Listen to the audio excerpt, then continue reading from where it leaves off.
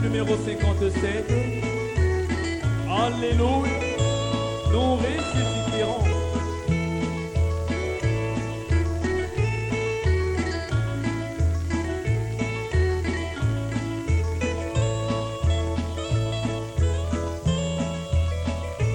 Au matin de résurrection, la trompette de Dieu sonnera. Nous vivons, alléluia, nous vivons. Les saints viendront se réjouissant, aucune larme ne sera tombée. Nous vivons, alléluia, nous vivons. Nous vivons, alléluia, nous vivons, amen. Nous vivons, alléluia, matin de la résurrection. Sans briser les barres de la mort, Nous vivons, alléluia, nous vivons.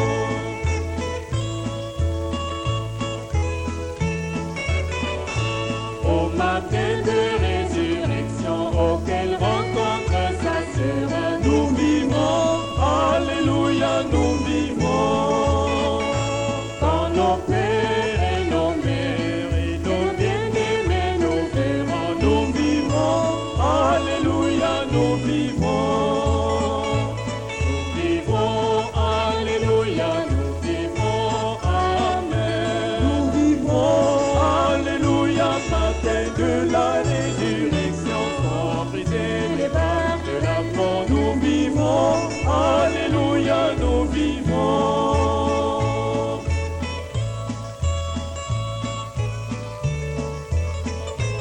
au matin de résurrection, béni soit pour moi cette pensée. Nous vivons, alléluia, nous vivons.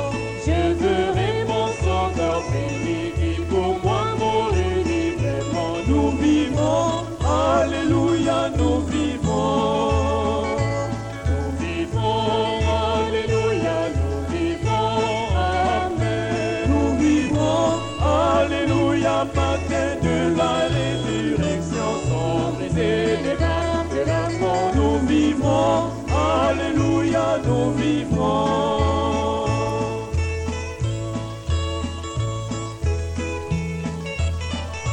au matin de résurrection, dans les airs nous le rencontrerons. Nous vivons, alléluia, nous vivons. Étant levés dans la gloire vers notre demeure pure et belle. Nous vivons, alléluia, nous vivons. Nous vivons, alléluia, nous vivons, amen. Nous vivons, alléluia, matin de la résurrection. Sans briser les barres de la mort, Nous vivons, alléluia, nous vivons. nous vivons, alléluia, nous vivons, amen. Nous vivons, alléluia, matin de la résurrection. Sans briser les barres de la mort, Nous vivons, alléluia, nous vivons.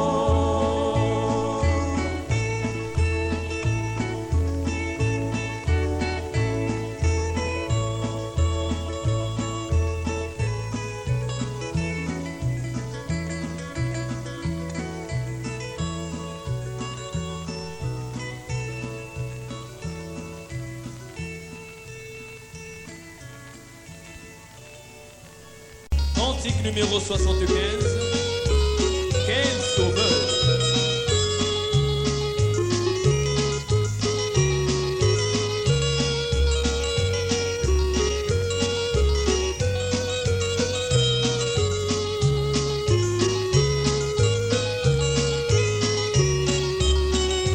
quel sauveur merveilleux je possède, qui s'est sacrifié pour moi, et sa vie innocente il s'est là, pour mourir sur les bras de moi, attaché à la croix pour moi, attaché à la croix pour moi. Il a pris mon péché, il m'a délivré.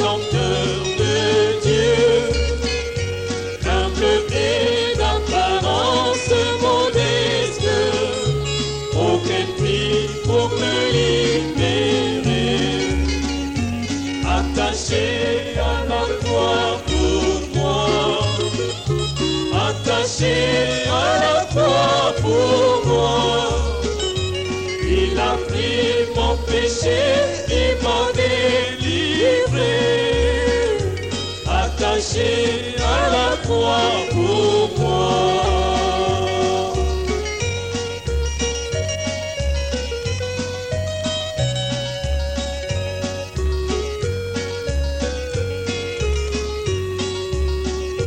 Maltraité pour mon indigne vie, brisé pour mes iniquités,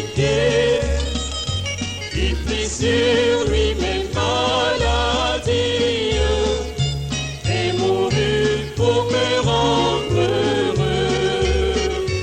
Attaché à la croix pour moi, attaché à la croix pour moi, il a pris mon péché, il m'a délivré. Attaché à la croix pour moi.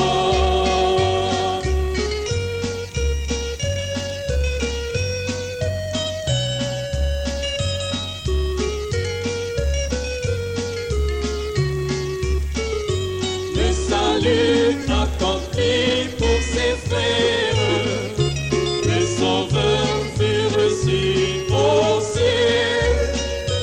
Il revient au profond mystère, mon bonheur sera éternel. Attaché à la croix pour moi, attaché à la croix pour moi, il a pris mon péché, il m'a délivré. Attaché à la croix pour moi, attaché à la croix pour moi, attaché à la croix pour moi, il a pris mon péché, il m'a délivré. Attaché à la croix pour moi.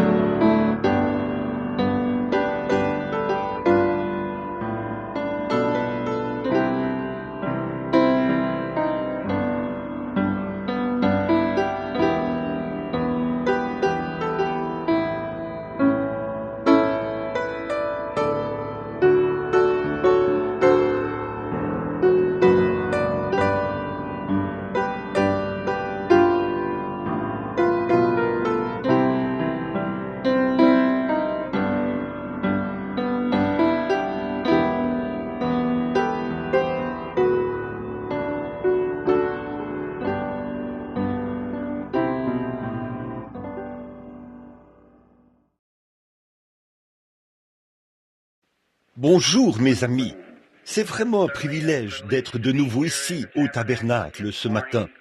Naturellement, lorsqu'on voyage et qu'on visite plusieurs régions du monde et tout, il arrive qu'on se demande si on reviendra un jour.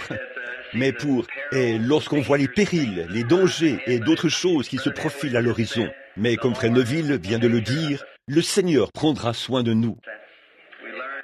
Ça, nous apprenons à lui faire confiance pour...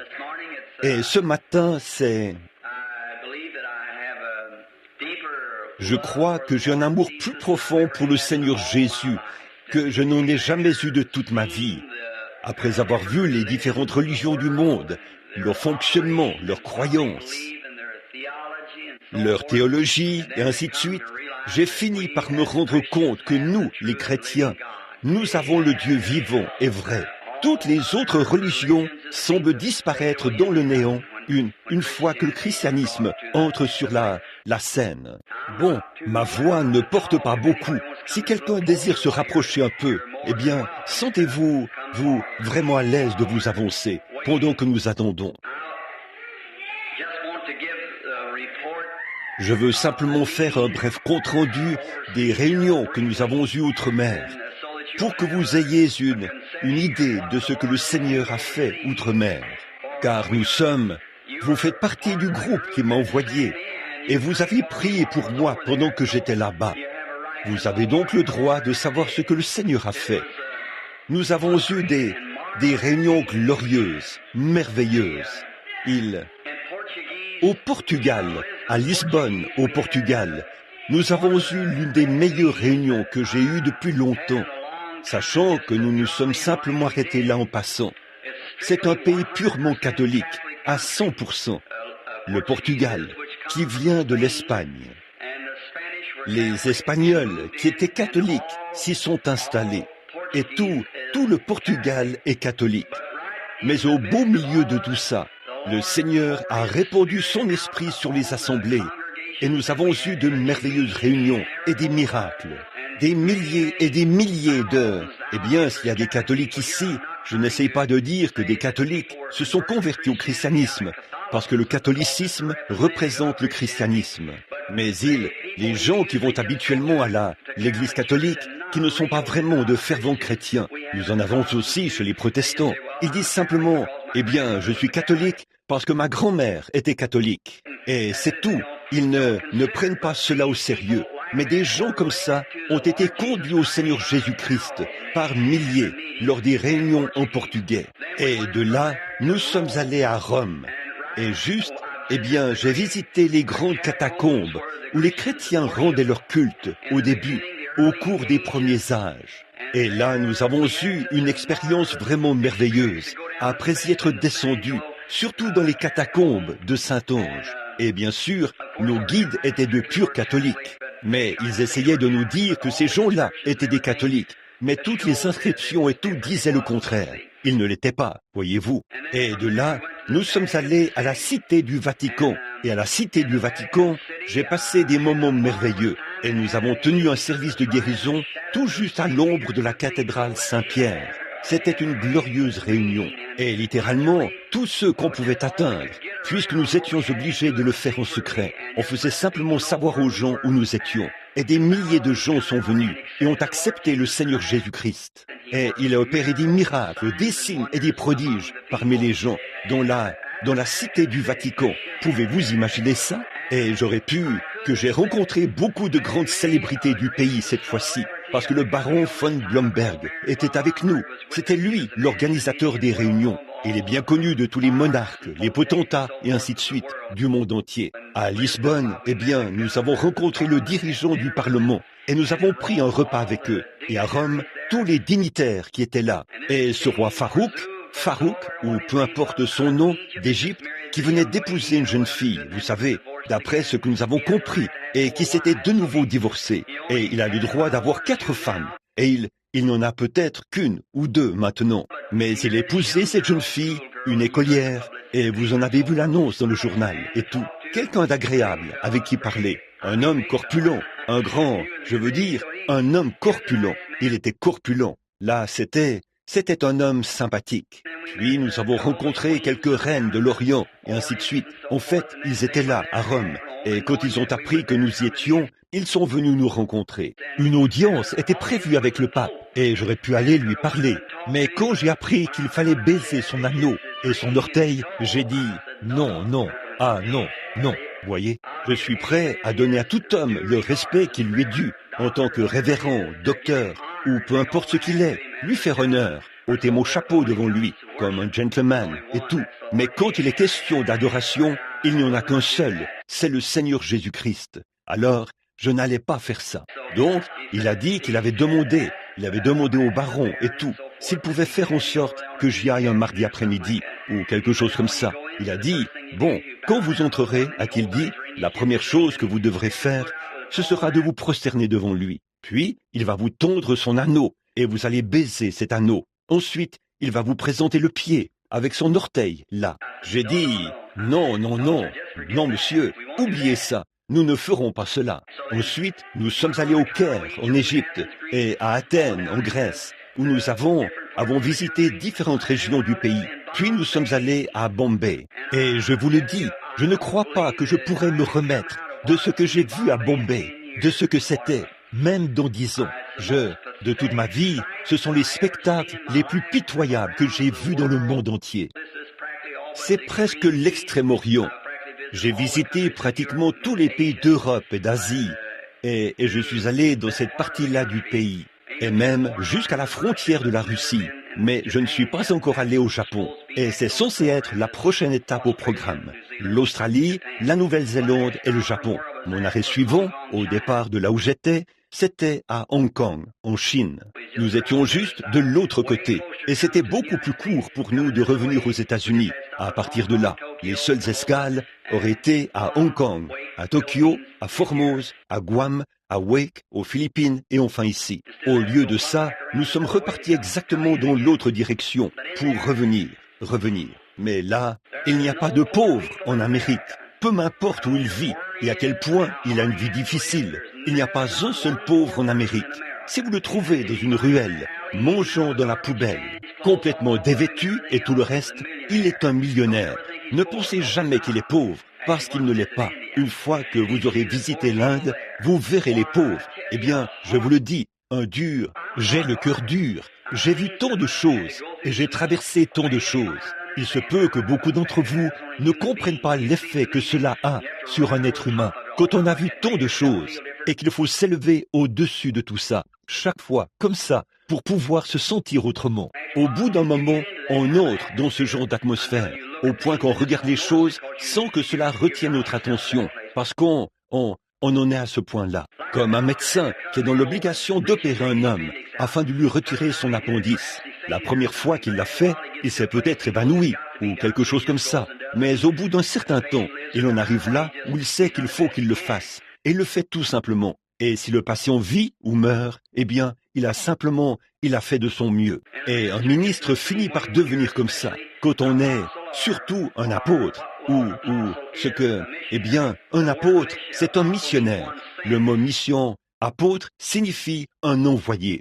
Et pourquoi le missionnaire veut-il se faire appeler missionnaire au lieu d'apôtre? Ça, je ne sais pas. L'ordre biblique de cela, c'est l'apôtre. Ainsi donc, c'est un envoyé. Il n'a pas forcément besoin d'être un ministre. L'apôtre, n'a pas besoin d'être un ministre. Il lui suffit d'être un envoyé. Dieu l'a envoyé pour faire certaines choses. Et alors, là-bas, je vous le dis, lorsque nous sommes allés en Inde, il fallait voir ces pauvres gens qui se mouraient de faim, étendus là dans les rues. Et il y avait là ces petites mamans avec leurs bébés qui mendiaient pour recevoir quelque chose. Elles-mêmes se mouraient de faim, mais elles ne voulaient pas laisser leur bébé mourir. Et elles ne demandaient que très peu, 25 cents, quelques sous, ou peu importe la somme. Si elles parvenaient à se procurer assez de nourriture, tous les 3 jours, elles survivraient. Ces gens-là n'ont pas de foyer où aller. Lorsqu'ils ont sommeil, ils s'étendent là, dans la rue. Et le vieux cochon marron n'est peut-être pas plus gros que ça, et ses flancs sont très maigres à cause de la famine. Il marche sur les gens. Le vieux bouc, qui est sur le point de s'écrouler, marche lui aussi sur les gens, et il pue. Et oh, vous n'avez jamais vu pareil conglomérat que celui qu'on voit en Inde.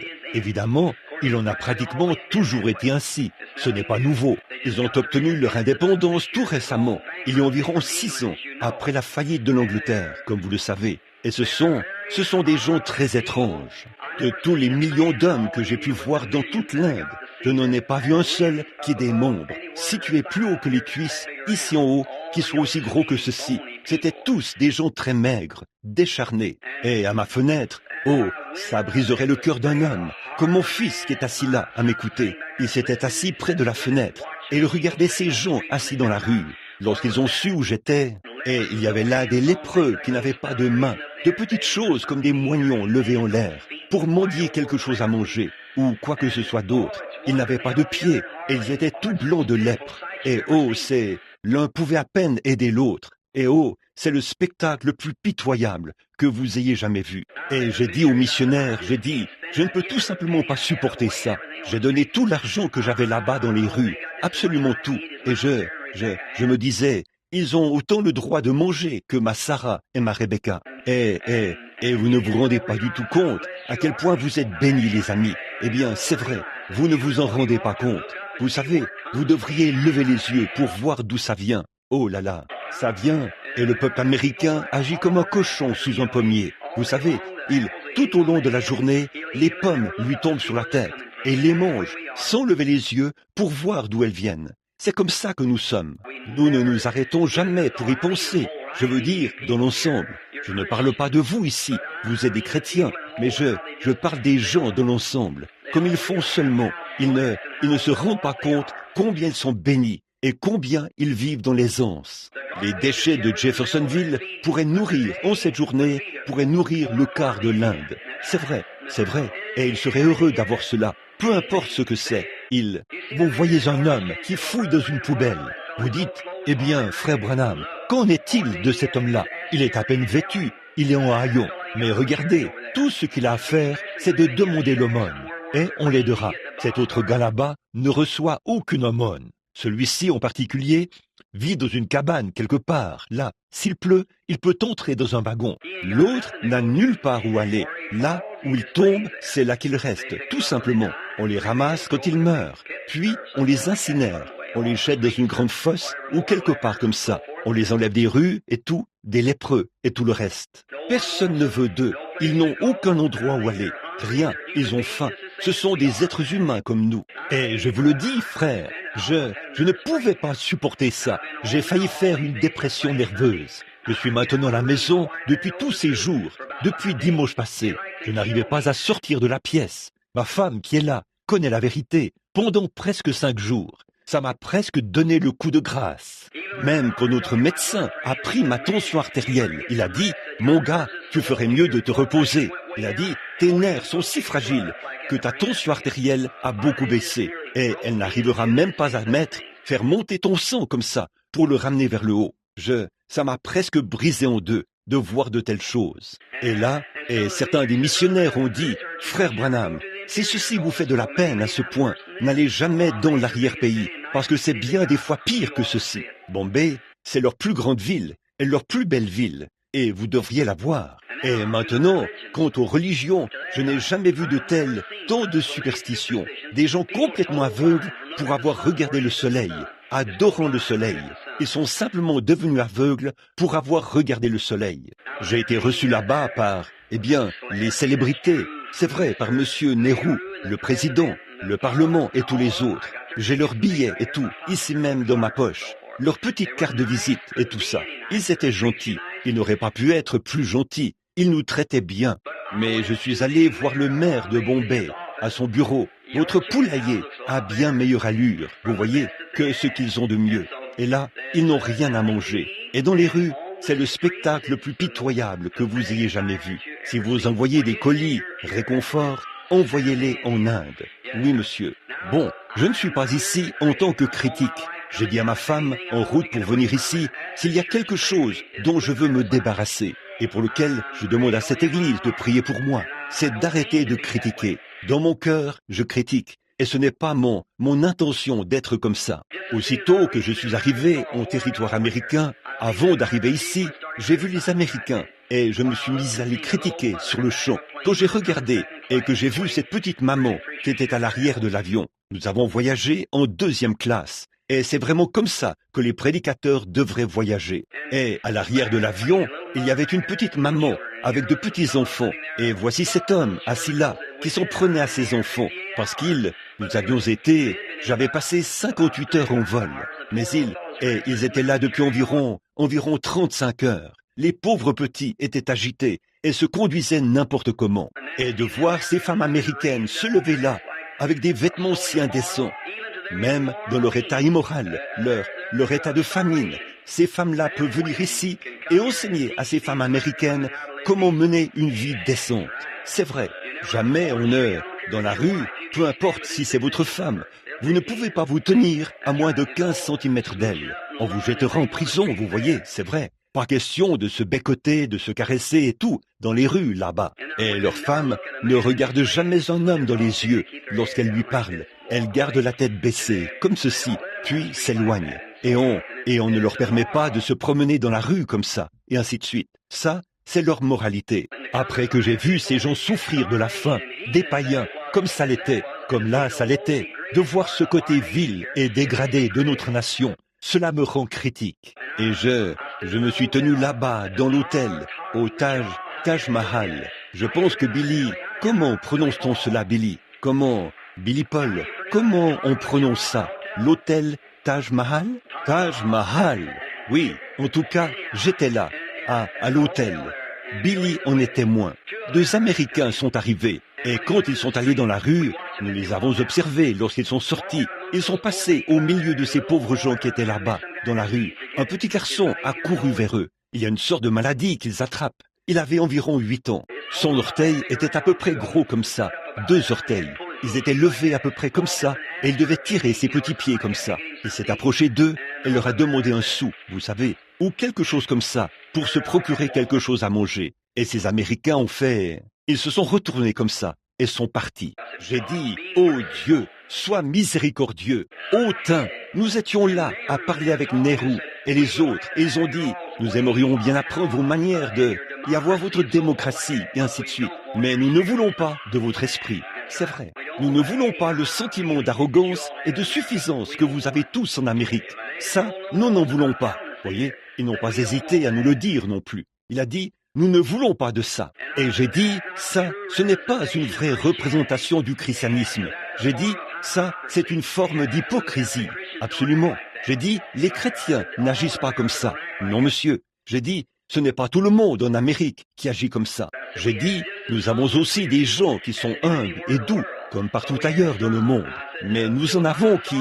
J'ai dit, ça me désole de le dire. Et je dis, mais la plupart d'entre eux, et même la majorité, sont tout aussi hautains, emportés, enflés d'orgueil que ceux-ci. Puis de revenir ici, ça me fait critiquer, voyez-vous. Et je ne veux pas être comme ça. Et j'ai constaté, après tant de choses, avoir vu tant de choses, et tout, que frères et sœurs, mes vieux amis du tabernacle ici, soyez bénis. Vous ne vous rendez pas compte de ce que j'ai traversé, les jours que j'ai passés à essayer de vous nourrir et tout. Et j'essaie de faire de mon mieux, afin de répondre devant Dieu un jour.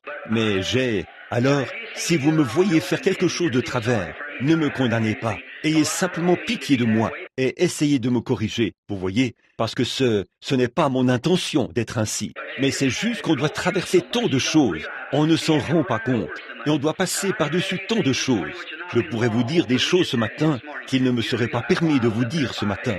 Vous comprendriez pourquoi j'ai passé 5 jours là-bas, à la maison, sans pouvoir me déplacer. C'est vrai. Vous ne vous en rendez pas compte que ce qui s'est passé depuis qu'un petit prédicateur innocent a commencé à se tenir ici à la chair, tout ce qui a accablé ce cœur et qui l'a transpercé, l'a frappé, l'a tiraillé, Dieu seul le sait. Je ne le dis même pas aux gens, pas même à ma propre femme.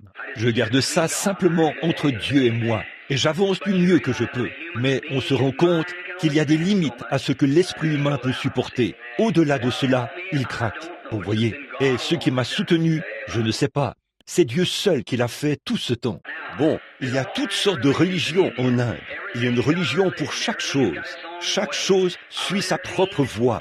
J'ai été reçu par l'historique. Jamais auparavant, les religions de l'Inde ne s'étaient réunies pour recevoir un chrétien. Mais il y a 2 semaines, jeudi dernier, j'ai été reçu par les religions de l'Inde. Et beaucoup d'entre eux adorent les mouches.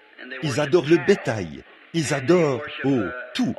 Et ils étaient là, les Jains. Et nous étions tous assis là, dans leur temple.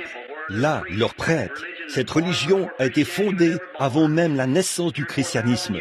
Il y a 3 ou 4 000 ans. Ils ont un monastère. Ils ont des moines. C'est très proche du catholicisme. Ils s'arrachent la barbe avec les mains, de même que les cheveux de leur tête. Comme ça, avec les mains. Puis ils repoussent. Il leur est interdit de les couper. Et ils sont tellement dans tous les sens qu'ils prennent un balai ou un petit balai à franges. Ils s'assoient là, ce sont les moines qui fabriquent ces petits balais à franges. et il vous précède comme ça pour s'assurer que vous ne marchiez pas sur une fourmi ou quelque chose et que vous ne la tuiez. Si c'était le cas, ce serait un péché mortel et cela ne vous serait pas pardonné. Il porte un objet blanc sur la bouche et sur les oreilles parce que si, en respirant, il leur arrivait d'inhaler un petit moucheron, cela ne leur serait jamais pardonné. Vous voyez, ils auraient tué quelque chose. Et, oh là là, comment pourraient-ils un jour accepter le sacrifice de sang du Seigneur Jésus-Christ? Ils ont entendu parler de lui, mais ils ne croient pas cela. Ils ont entendu parler de Jésus. Les missionnaires leur en parlent. Il a dit, oh oui, mais vous autres, vous êtes complètement embrouillés. Il a dit, vous pensez à cet homme, Jésus. S'il était un homme saint, comment a-t-il laissé des hommes cruels le crucifier? C'est absurde. Il a dit, il est monté sur un cheval et est monté au ciel. C'est là qu'il est allé. Et les Sikhs, ils portent un turban. Et ici, à l'intérieur, ils ont un couteau. Et chaque fois qu'ils trouvent un chrétien qui est de dos, ils le tuent. Vous voyez? Parce que, quand il arrivera au ciel, le chrétien ira au ciel aussi. Mais quand il arrivera au ciel, il sera le chrétien. Il sera le serviteur de ce Jain. Vous voyez? Alors, il aura beaucoup de serviteurs.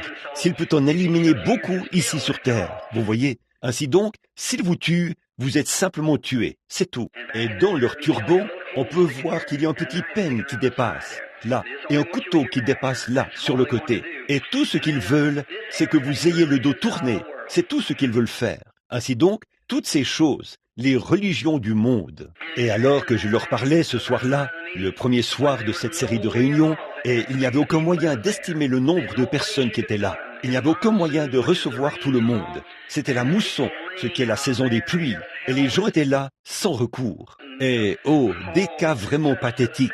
Et il s'est trouvé que le premier qui est monté là, ceux qu'il pouvait amener là, c'était un petit garçon, qui était je crois qu'il était hindou, n'est-ce pas, Paul? Et il ne pouvait pas, c'était un petit enfant sourd-muet. Il était sourd-muet de naissance. Et j'ai dit, eh bien, voici le premier cas, ce petit garçon-ci. J'ai dit, maintenant, chacun de vous, l'un, les Jains, essaieront de faire des gens des mahométans, et les autres vont essayer d'en faire différentes choses. Et ils lisent tous leur Bible à eux, pas cette Bible-ci, mais ils ont leur Bible, le Coran, vous savez cela. Donc, ils ont, ça, c'est chez les mahométans, et ils ont différents fondateurs. Bon, il y en a là-bas qui croient que l'homme, c'est Dieu lui-même, que tout homme est un Dieu, et plus vous êtes bon, plus vous êtes un meilleur Dieu. Et oh, c'est horrible de voir leur manière de faire. Et là, j'ai dit, bon, messieurs, regardez, je ne pouvais pas les appeler des frères. Je m'adressais à eux en les appelant les messieurs des religions du monde. Voyez? Et j'ai dit, maintenant, je veux vous demander quelque chose. Là, nous sommes tous ici aujourd'hui, ou ce soir plutôt. Et il y a toutes ces différentes choses. Vous adorez le bétail et vous adorez tout. Et j'ai dit, tout ça, si vous me le permettez, c'est de la superstition. Ils comprenaient tous l'anglais. Ils ne pouvaient pas le parler. Mais l'Angleterre les a gouvernés pendant bien longtemps. J'ai dit, vous êtes ici, et nous sommes, chacun de vous représente une religion ou une autre. J'ai dit, et vous êtes là à faire du prosélytisme. Vous prenez un Sikh pour en faire un Jain, et vous prenez un Mahométan pour en faire un bouddhiste, et ainsi de suite comme ça. J'ai dit, ce n'est qu'un changement de pensée, c'est tout. J'ai dit, nous avons des choses semblables en Amérique. Nous ne sommes pas à l'abri de ces choses. Et je dis, mais nous croyons tous en un seul Dieu. J'ai dit, là, nous avons les méthodistes, les baptistes, les presbytériens, et ils font du prosélytisme entre eux, pour amener les gens dans des organisations. Mais vous tous, vous faites du prosélytisme pour amener les gens d'un Dieu à un autre, vous voyez. Mais, et je dis, lequel est-ce donc? Chacun de ces dieux est une superstition. J'ai dit, la créature même, la mouche que vous adorez, la vache que vous adorez, le cheval, ou peu importe ce que c'est le Dieu tout-puissant qui a créé cet être. Voyez? Et j'ai dit, vous adorez la création au lieu du créateur. Voyez? L'être. J'ai dit, dans toutes ces choses-là, aucun d'eux, et des personnes ont des idoles et tout. J'ai dit, aucun d'eux ne peut vous aider. Aucun d'eux ne peut vous répondre. Ils sont tous muets, et aucun d'eux ne peut vous répondre. Aucun d'eux ne peut passer à l'action. Mais il n'y a qu'un seul Dieu vivant et vrai, et Jésus-Christ est son Fils. Et j'ai dit, or c'est lui que je suis ici pour représenter. J'ai dit, et bien de même qu'Élie, le prophète, a fait venir tous les prophètes de Baal, et ainsi de suite, sur la montagne du Carmel, pour prouver et affirmer qui est Dieu. Et je dis, il n'y a maintenant qu'une seule chose à faire. Et là, si vos dieux ont raison, alors j'abandonnerai le mien pour servir les vôtres. Maintenant, voici un garçon sourd-muet. Lequel de vos dieux peut le guérir? Lui donner son ouïe et l'usage de la parole. C'est ce que je veux savoir. Voyez, lequel peut rendre la parole à ce garçon? Et tout le monde était silencieux.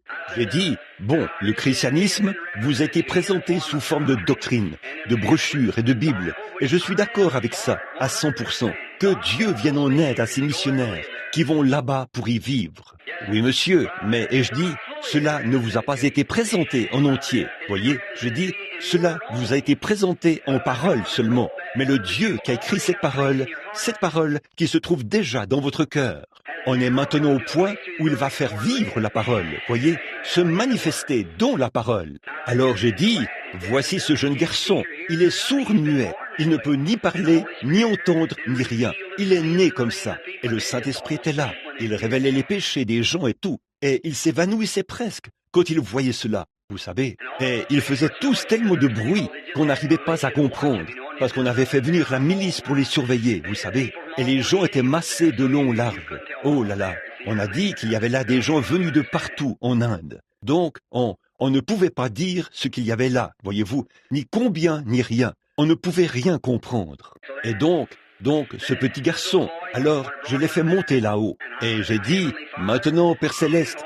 tu sais que je suis comme ces autres hommes-ci. Je serai dans le même état qu'eux, et même pire. N'eût été ta grâce, tu vois. Tu m'as sauvé. Et tout ceci, c'est toi qui l'as prévu. Ce n'est pas pour moi. Et maintenant, tu sais que je ne dis jamais que je peux faire la moindre chose. C'est toi, Seigneur. Mais ici même, pendant que les religions et les superstitions de ce monde, comme il en était du temps du prophète Élie, comme il en était du temps de ton fils Jésus, il en est de même maintenant. J'ai dit, afin que l'on sache, Seigneur Dieu, une fois encore, que tu es le seul Dieu vivant et vrai, celui qui a fait l'humanité et qui peut faire parler les muets ou faire entendre les sourds. J'ai dit, je te le demande au nom de ton Fils, selon sa parole.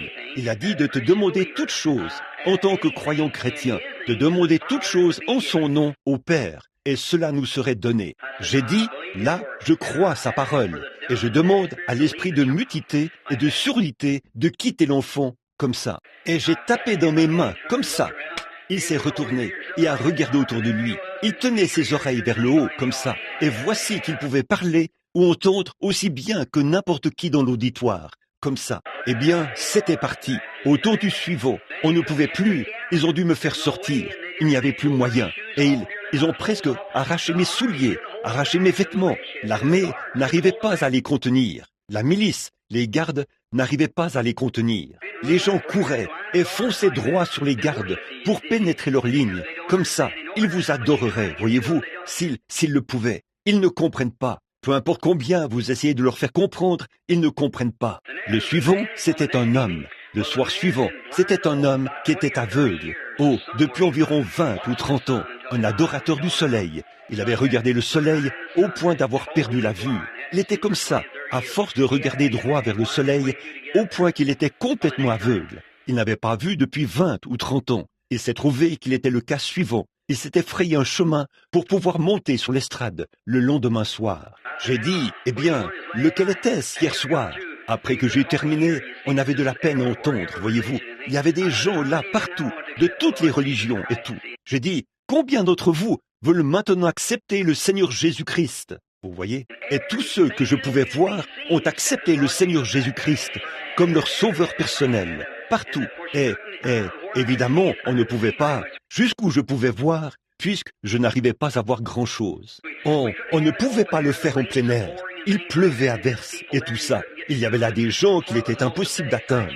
Et oh, c'était le spectacle le plus pitoyable qu'on ait jamais vu. Et il y en avait qui étaient encore en chemin pour y venir et tout. Ils traînaient avec eux une chèvre, vous savez, ou quelque chose d'autre comme ça, dans leurs efforts pour se rendre aux réunions. Alors, le soir où cet homme aveugle est venu, j'ai dit, maintenant, lequel de vos dieux peut lui rendre la vue? J'ai dit, voici l'un de vos propres adorateurs, qui par superstition est devenu aveugle, pour avoir regardé le soleil. J'ai dit, il adore le soleil, parce qu'il sait que c'est un être créé, qui a été créé, une créature qui a été créée, quelque chose. Mais j'ai dit, le Créateur même qui a créé le soleil, a créé les yeux de cet homme. Voyez, le même Créateur. Et j'ai dit, maintenant, s'il le fait, si Dieu lui rend la vue, avant que je vous demande quoi que ce soit d'autre, combien d'entre vous accepteront que le Seigneur Jésus-Christ est le Fils de Dieu, celui qui a été crucifié? Ils n'arrivaient pas à comprendre que cet homme saint et pur, étant ce que nous disons, ce que le chrétien dit, aurait pu mourir. J'ai dit, la raison pour laquelle il fallait qu'il meure, c'était afin d'ôter nos péchés. J'ai dit, il n'était pas une troisième personne, ni une deuxième personne. Il était la même personne qui avait été faite chair afin d'ôter notre péché. J'ai dit, il fallait qu'il vienne faire. Et je leur ai raconté la petite histoire que j'avais prêchée ici, la veille de mon départ, au sujet de l'abeille, vous savez, qui, après avoir piqué, laisse là son aiguillon, vous savez, et elle ne peut plus piquer. Et il fallait que ce soit dans la chair humaine que l'abeille de la mort plante son aiguillon, parce que la mort n'est pas dans l'âme. La mort est dans l'esprit, dans la chair. Il fallait que Dieu se fasse chair, afin d'ôter l'aiguillon de la mort. Et donc, quand il pouvait arriver à voir cela, vous savez, parce qu'il y a beaucoup d'insectes en Inde, et ils étaient, j'ai dit, maintenant regardez, Dieu est capable, le Créateur même. Cet homme regardait le soleil en raison de sa superstition. Il était en quête de miséricorde pour son âme, car il sait qu'il devra aller quelque part après sa mort, quand il partira d'ici. J'ai dit, à cause de cela, ses yeux se sont aveuglés, et c'est par ignorance qu'il l'a fait. Mais le Créateur même, qui a créé le soleil qu'il regardait, peut rendre la vue à ses yeux. J'ai dit, monsieur, seriez-vous prêt à accepter le Seigneur Jésus-Christ comme votre sauveur et à abandonner toutes les idoles et tout le reste, et à le servir aussi longtemps que vous vivrez? Si oui, levez la main. Et le pauvre vieil homme a levé ses mains tremblantes. Tous, là-bas, portent juste un pagne autour d'eux, vous savez. Et il a levé les mains pour dire qu'il le ferait. Et ils ne s'assoient jamais quand ils sont à l'église. Jamais. Ils n'ont jamais de chaise, ni rien. Ils s'allongent simplement, ou s'assoient, ou se laissent tomber par terre, ou s'empilent les uns sur les autres, ou font ce qu'ils peuvent. Vous pouvez imaginer à quoi ça ressemblait. Les gens étaient là, comme ça, vous savez, à perte de vue. Alors j'ai prié le Seigneur qui est bon, de lui rendre la vue. Et là, par la grâce de Dieu, cet homme qui était totalement aveugle, les larmes ont commencé à couler sur son vieux visage ridé et sur sa barbe, vous savez, sur sa barbe blanche. Ça coulait comme ça, et il s'est mis à crier quelque chose dans sa propre langue. Et tout le monde s'est mis à crier. Et voilà qu'il s'est mis à marcher partout là-bas, en tapotant tout le monde comme ça. Il pouvait voir un homme qui avait été aveugle. Alors, frère Cox et les autres, je pense qu'il est assis au fond. Il peut vous montrer des lettres que nous avons reçues de l'Inde, qui confirment ces choses. Et ça nous prendrait beaucoup de temps. Mais vu la manière dont nous avions planifié les choses, je ne pouvais pas rester. Je ne comprends pas comment j'ai pu y passer 5 soirs, sans mon fils Billy Paul, qui est au fond, et sans l'aide de Dieu. Je ne sais pas comment j'y serais arrivé. Billy est resté à mes côtés, et il m'a aidé à passer à travers tout ça. Il a essayé de m'aider à passer à travers tout ça. Et ces gens, vous savez, ce sont des gens très timides. Ils ne veulent faire du tort à rien, ni personne. Et vous êtes obligés de passer par un autre côté, vous voyez. Sinon, vous risqueriez de vous faire écraser par la foule. Et on ne le saurait pas, vous savez. Les gens vous piétineraient et vous en mourriez. Voyez-vous, il faut se frayer un passage là-dedans. Alors, eh bien, je suis de retour à la maison, par la grâce de Dieu. Je pourrais en raconter davantage, mais c'est l'heure de l'école du dimanche. Je ne veux pas prendre le temps de la prédication de la parole pour parler des choses missionnaires. Si vous avez des colis réconfort et que vous voulez mon conseil, envoyez cela en Inde. Je n'ai rien contre l'Allemagne. Ce sont de braves gens. Rien contre les autres. Mais frères, sœurs, nous leur envoyons des choses là-bas, rien que pour les renforcer. Et plus tard, avoir une autre guerre contre eux. Vous voyez, c'est vrai, envoyons cela là où c'est vraiment nécessaire. Vous voyez, si vous avez quelque chose à envoyer, envoyez cela en Inde. Ce sont eux qui sont dans le besoin. Et ils sont pauvres, illettrés. Ils ont des ressources naturelles, mais ils n'ont pas le savoir-faire qu'il faut pour les exploiter. Tout ce qu'ils savent faire, c'est mendier. Et c'est ce qu'ils font. Et ils voulaient m'emmener faire vous savez combien j'aime la chasse. Ils voulaient m'emmener à une grande partie de chasse aux tigres de Bengale, là-bas à leurs frais. J'ai dit, rendez-moi service. Prenez l'argent que vous auriez dépensé pour cela et nourrissez ces pauvres gens qui sont là-bas. Je peux très bien rentrer chez moi sans l'avoir fait, voyez-vous. C'est vrai, parce que je peux aller faire une partie de chasse ailleurs, vous voyez. Si jamais vous avez de vieux vêtements ou quoi que ce soit que vous voulez envoyer, envoyez cela en Inde, voyez. Maintenant, j'ai parcouru le monde entier, ou presque. Je sais de quoi je parle. Et en tant que frère chrétien, l'Inde est dans le besoin. Maintenant, je suis rentré à la maison. J'ai accompli tout ce que le Seigneur m'a dit de faire.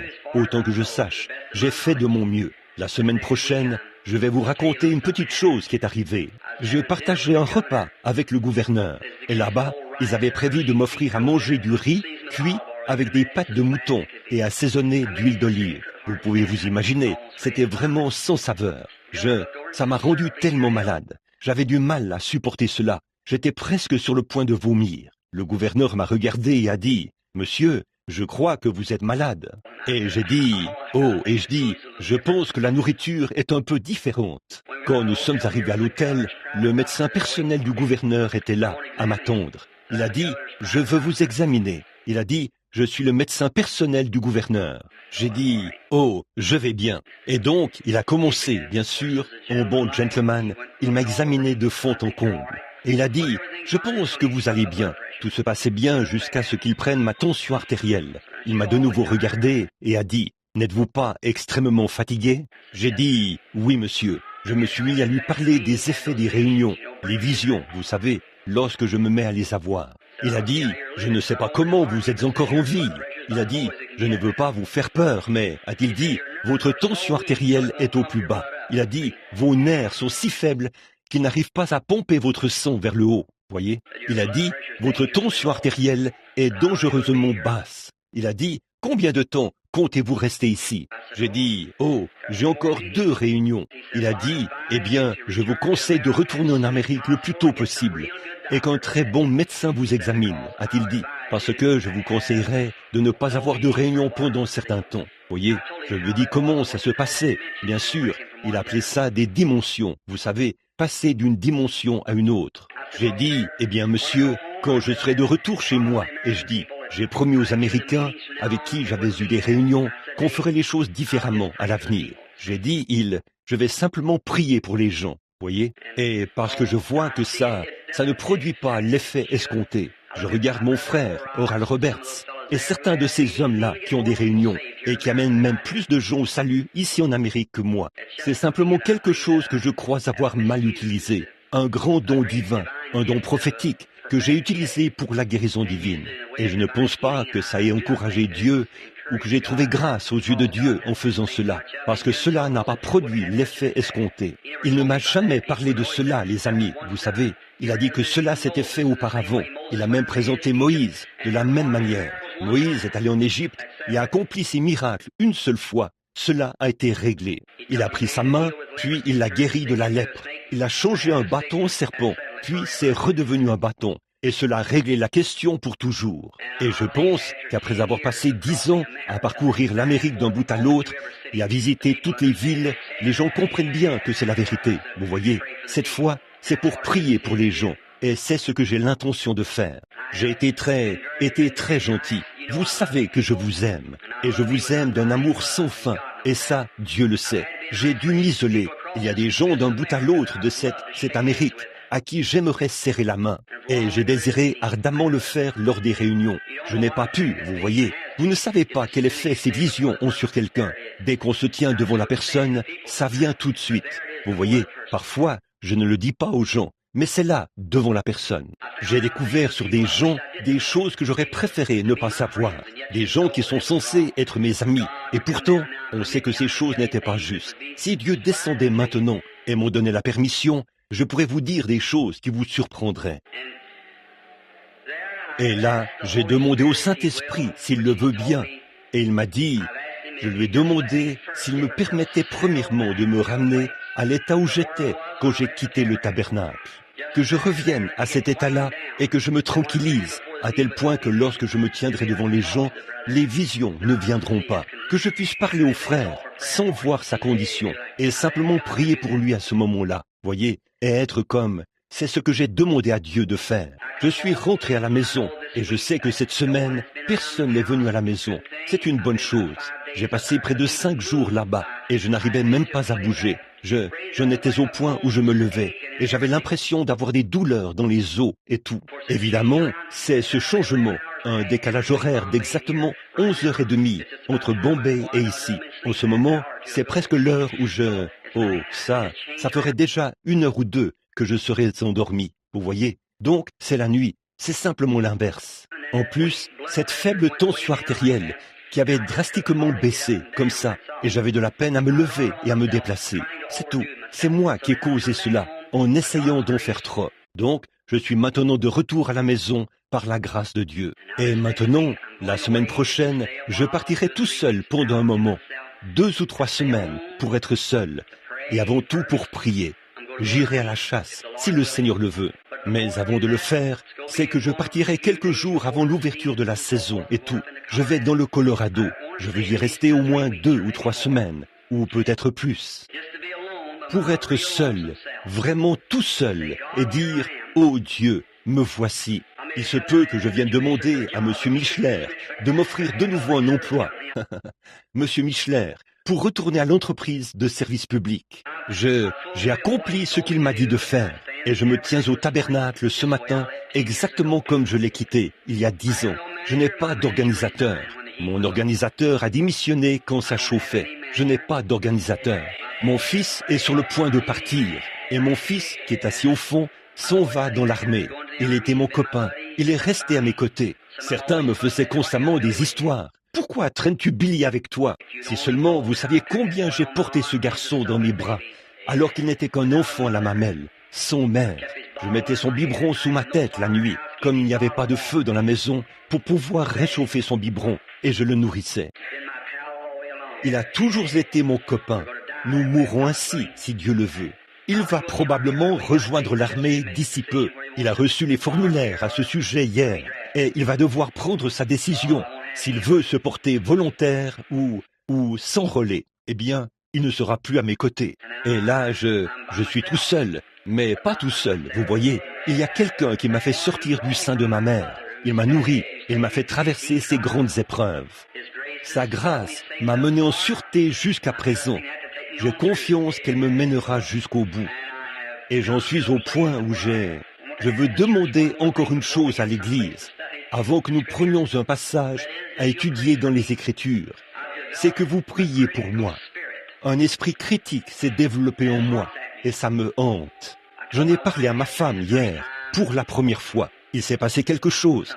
J'étais assis là dans la cour et je le lui ai dit. Elle me l'avait rappelé et je lui en ai parlé. J'ai dit, chérie, j'en suis au point où je me mets à critiquer les gens. Je ne veux pas être. Ça, c'est le travail de qui? Ce n'est pas le mien. Dieu est celui qui doit critiquer, pas moi. Une certaine femme est allée là-bas, Madame Dowd. Je ne sais pas si vous avez déjà entendu parler d'elle ou pas. Oh, c'était une telle honte en Inde. C'est pour cette raison que nous ne pouvions même pas tenir nos réunions en plein air.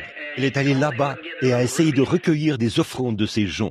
Et parce qu'ils refusaient de lui donner leur petite roupie. Une pauvre petite femme dont le travail consiste à transporter du mortier sur sa tête, au haut des marches, et ce genre de choses, de 5 heures à 10 heures. Elle gagne 1 roupie par jour, soit 21 cents. Vous voyez, elle doit travailler dur pour conserver cet emploi. Des femmes qui pataugent dans la boue jusqu'aux genoux et tout. Les pauvres, pour s'occuper de leurs petits bébés et ainsi de suite. 1 roupie, 21 cents. Et elle était là à harceler ces gens, à prendre ces roupies et à les changer en monnaie américaine. Et ces gens-là disaient, vous venez ici pour prendre ce que nous avons, pas pour nous aider. Vous voyez, vous autres, ils n'ont pas eu besoin de me donner le moindre sou pour que j'aille là-bas ou que je revienne ici, pour payer mes dépenses, payer toutes les locations de salles, toutes les notes d'hôtel et tout. Et en plus, tout ce qui me restait, j'ai distribué cela dans la rue. Je ne l'ai pas donné à une association. J'ai pris cela et je l'ai donné à ces pauvres gens qui se mouraient de faim. C'est là que votre argent est allé. C'est là que votre argent est allé. Exactement. Je l'ai fait de mon mieux. Je pouvais le faire moi-même. J'aurais seulement voulu en avoir plus pour en donner. Bon, mais là, mon frère, ma sœur, cette femme s'est mise à recueillir des offrandes et à les harceler. Ils ont dit, vous êtes venus pour prendre ce que nous avons, pas pour nous aider. Je pensais que vous veniez nous aider. Elle était censée être une guérisseuse divine. Elle était fâchée contre moi quand j'étais là sur la côte ouest.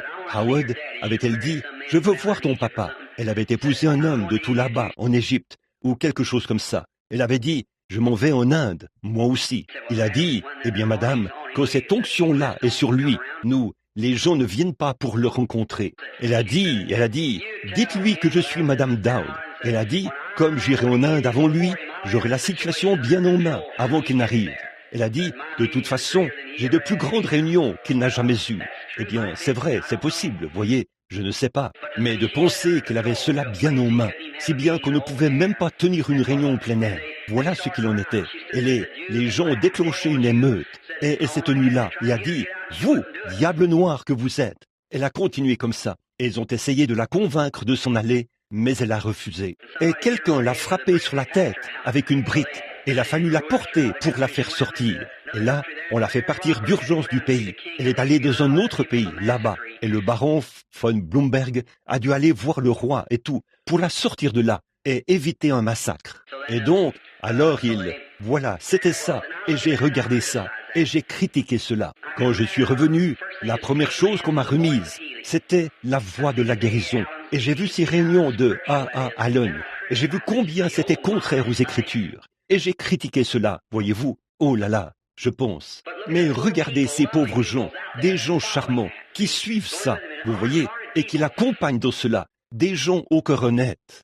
Je regarde autour de moi et je vois ces autres choses qui se passent. Et je me mets à critiquer dans mon cœur, vous voyez. Et je ne veux pas devenir comme ça. Si je le fais, je ne trouverai plus grâce devant Dieu, voyez. Et la seule chose, et je regarde les Américains et je vois leur manière de faire. Je regarde les femmes, comment elles s'habillent. Et je regarde les hommes, comment ils agissent et comment ils boivent, jurent, fument, chiquent et prétendent être des chrétiens. Au point que cela me donne la nausée. Quand je vois ce qu'il en est de l'autre côté, et que je vois ceci, alors je regarde les deux et je me dis, oh Dieu, mais écoutez ceci, à qui appartient la bataille? Dieu a dit, laissez livrer et le blé croître ensemble. Les anges viendront les séparer à la fin du temps. Ce n'est pas à moi de le faire. Donc aidez-moi, alors que je me tiens ici à la chair, la main levée, aidez-moi à ne critiquer personne. Et aidez-moi afin que Dieu me donne dans mon cœur un esprit qui fera en sorte qu'au lieu de les critiquer, je les aimerai malgré tout et j'avancerai. Cela me tracasse continuellement, encore et encore. Or, je ne suis qu'un humain. Mes facultés mentales sont mises à rude épreuve comme ça, voyez-vous. Il faut que je me retire quelque part pour me reposer. Et c'est pour ça que je pars, pour être seul, pour prier Dieu d'ôter de moi cette tendance à critiquer et de m'adoucir. Eh bien, je pourrais très bien faire semblant de l'être, mais ça ne viendrait pas de mon cœur.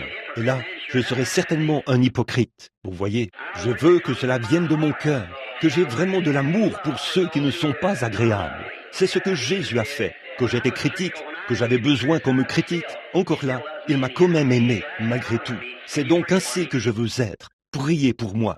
J'espère vous revoir vers le mois de novembre. Je reviendrai peut-être pour tenir des réunions de réveil ici, au tabernacle, avant que nous... Alors là, voici une chose que j'ai faite. J'ai demandé ceci. Encore une chose, je ne veux pas m'occuper des malades, sinon par le moyen des mouchoirs ou ce genre de choses. J'essaie de m'éloigner des visions, voyez-vous, surtout en ce moment où je me sens si faible. Dès que je vais me tenir devant les gens, eh bien, vous déclenchez cela. Les visions reviennent. Je veux m'éloigner et me tranquilliser à tel point que je pourrais m'avancer là et avoir des réunions différentes. Vous prierez pour moi, n'est-ce pas? Et aussi, je prie par la poste. J'envoie des mouchoirs et tout, aux malades et aux affligés. Mais quand les gens m'appellent pour la prière, je les renvoie à Frère Neville ou à d'autres frères pour qu'ils aillent prier pour eux. Parce que quand je me tiens devant la personne, ça me fait replonger là-dedans, vous voyez. Et je veux m'éloigner de cela pour pouvoir m'exprimer, dire, eh bien Seigneur, seulement selon ta volonté, quand tu voudras que je sache quelque chose, fais-le-moi savoir. Et je garderai le secret pour moi, à moins que tu me dises de le dire. Vous voyez ce que je veux dire? Puis j'irai prier pour les malades, et je changerai complètement mon ministère. Je pourrai avoir des réunions plus longues, de meilleures réunions, et tout, par rapport à ce que je faisais avant. Que le Seigneur vous bénisse maintenant, alors que nous courbons la tête. Père Céleste, nous te remercions ce matin pour ce moment que nous avons passé à parler de ces missions, et combien tu nous as bénis et aidés. Que de fois me suis-je demandé, lorsque les vagues se soulevaient, que j'étais aux prises avec de grandes épreuves, si j'allais un jour revenir à la maison. Mais bon, me voici de nouveau, Seigneur. Tu me ramènes toujours. Je te remercie pour cette Église, pour son pasteur, pour ses fidèles. Bénis-nous. Et maintenant, Père, ce matin, mon cœur regarde là-bas, du côté de l'Inde, et je pense à ceux qui sont allongés là-bas, dans la rue ce matin, tout le long du rivage, dans ces petits abris là-bas, ces gens pauvres, affamés, souffrant de la faim, sans instruction, qui ne connaissent pas le Seigneur Jésus et qui adorent une sorte de superstition ou une idole. Alors Père, combien je suis reconnaissant de savoir que tu m'as permis de te connaître. Te connaître, c'est la vie. Maintenant, je te prie de m'aider. Ôte cet esprit critique de ton serviteur. Seigneur, ô Dieu, je ne veux pas. Si ces hommes sont dans l'erreur, sois-en le juge, Seigneur. Donne-moi de les aimer malgré tout. Le veux-tu, Père? Si les femmes s'habillent mal, se conduisent mal, deviennent des prostituées, et que notre nation sombre, comment puis-je changer l'histoire, alors que tu l'as déclaré, Seigneur? Mais je te prie de m'aider, de faire que je sois plein d'amour et bienveillant, afin que je puisse être ton serviteur et faire ta volonté. Père, je te demande toutes ces choses pour ta gloire. Maintenant, bénis-nous. Et comme il m'a été demandé d'enseigner un peu la parole, Père, donne-nous un court message maintenant, afin que la parole soit proclamée et que ce soit un jour glorieux pour nous. Nous le demandons au nom de Jésus. Amen. Très bien. Maintenant, il est 11h moins le quart. Pas vrai? Eh bien, pourrons-nous prendre environ 35 minutes? Cela vous convient-il? Et nous sortirons vers 11h30. Maintenant, où allons-nous? J'étais assis là et je pensais enseigner à partir de l'Ancien Testament. Mais d'habitude, on utilise tout le temps l'Ancien Testament. Alors quelqu'un a dit, frère Branham, ne connaissez-vous rien d'autre que l'Ancien Testament? Eh bien, c'est bon. Quand j'aurai appris cela, alors j'apprendrai le Nouveau. Mais quand on apprend l'un, on apprend les deux. Vous voyez, tous les deux sont ensemble. Mais prenons quelque part dans le Nouveau Testament. Je ne sais pas ce que vous avez étudié, ni rien. Allons, je vous le dis, écoutons Jean. Revenons au chapitre 1 de l'évangile de Jean et commençons à lire l'évangile de Jean.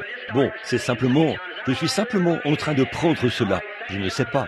Alors, nous allons simplement commencer notre étude dans l'évangile de Jean. Est-ce que tout le monde est d'accord? C'est d'accord? Très bien. Jean, chapitre 1.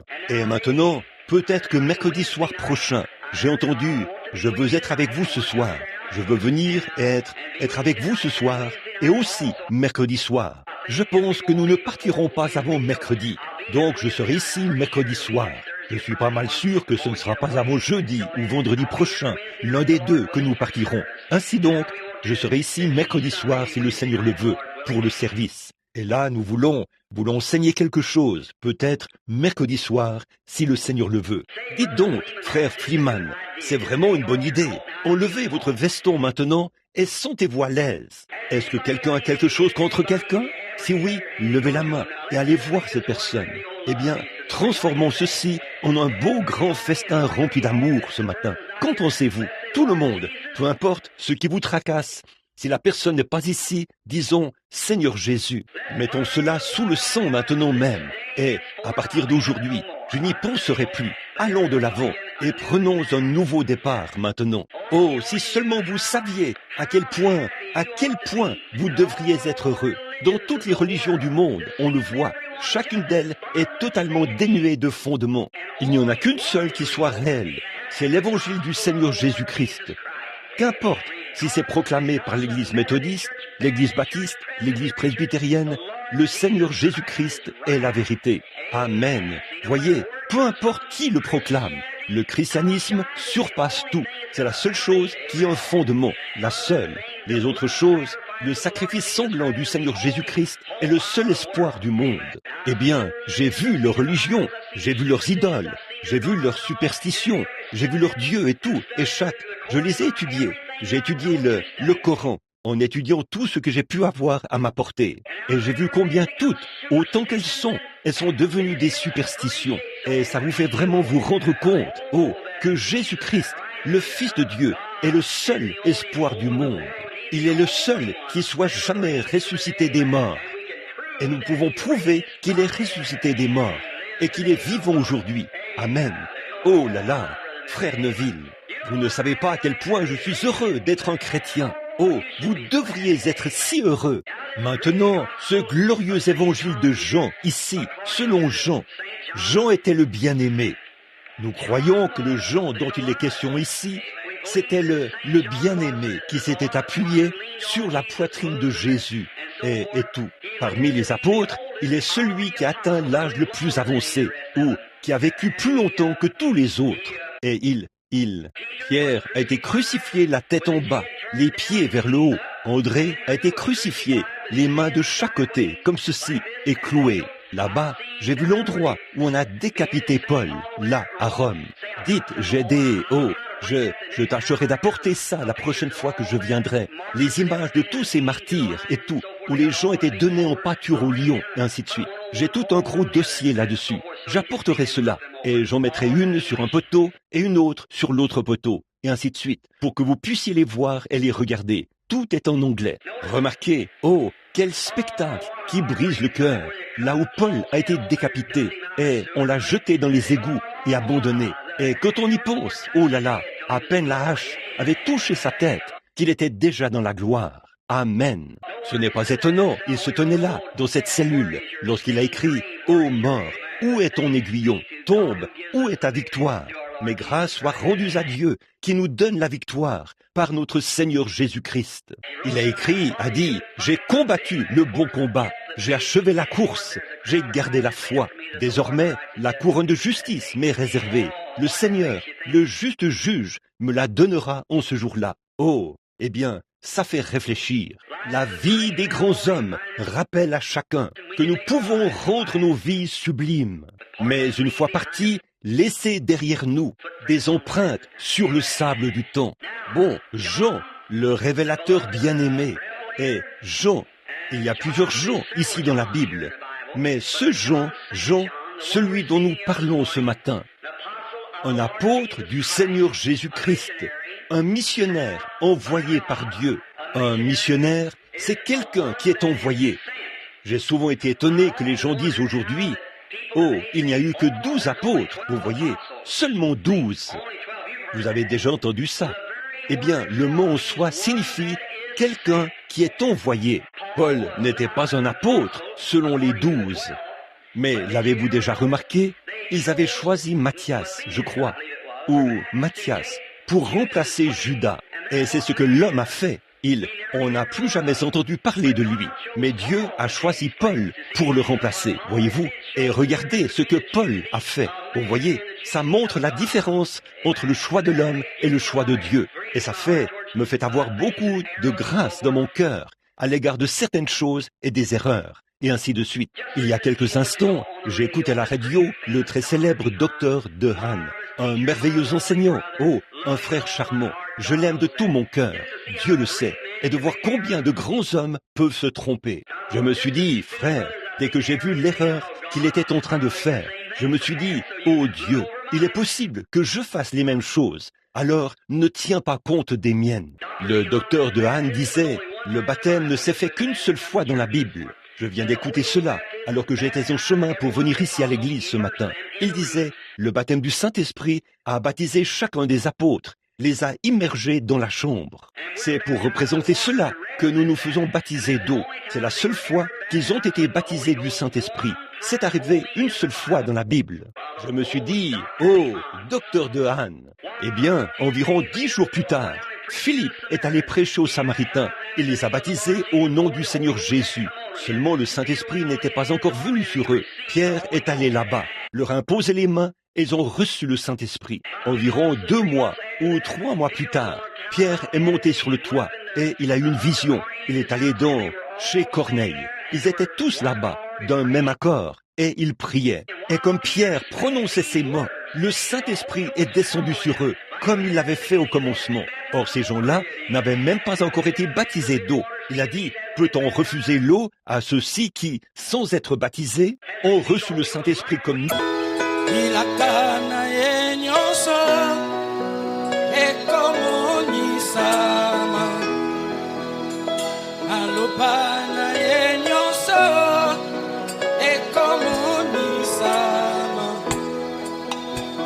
Olingo ya Nzambe ekomonisa